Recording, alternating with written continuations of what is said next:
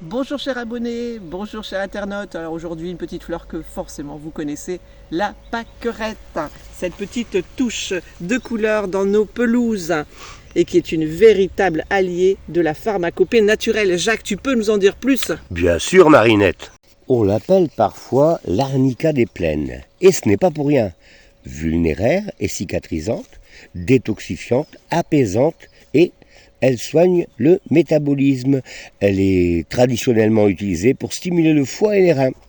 Elle contient des saponines, des polyphénols, des flavonoïdes, des huiles essentielles et des résines et des mucilages, ces substances végétales qui apaisent les inflammations cutanées ou digestives.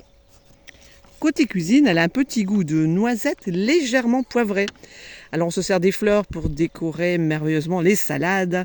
Elle se glisse aussi dans un beurre d'herbe. Vous pouvez aussi faire des galettes avec les pâquerettes, ça fait très joli. On utilise des boutons qui peuvent être conservés dans le vinaigre, comme les câpres, et les jeunes feuilles qui se consomment crues en salade ou cuites dans une soupe. Au Moyen-Âge, la pâquerette était l'indispensable des champs de bataille.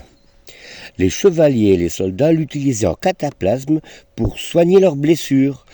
On l'appelait d'ailleurs l'herbe aux plaies. Le petit plus romantique. Son nom latin Bellis perennis vient de Bellus, qui veut dire beau. Une légende raconte que la nymphe Bélide, pour échapper aux avances trop pressantes du dieu des vergers Vertume, se serait transformée en cette petite fleur simple pour passer inaperçue dans l'herbe. Bon, raté pour la discrétion, puisqu'on ne voit qu'elle dès que le printemps pointe son nez. Eh bien, chers amis, à très bientôt pour de nouvelles aventures en nature. En attendant, portez-vous bien. Au revoir.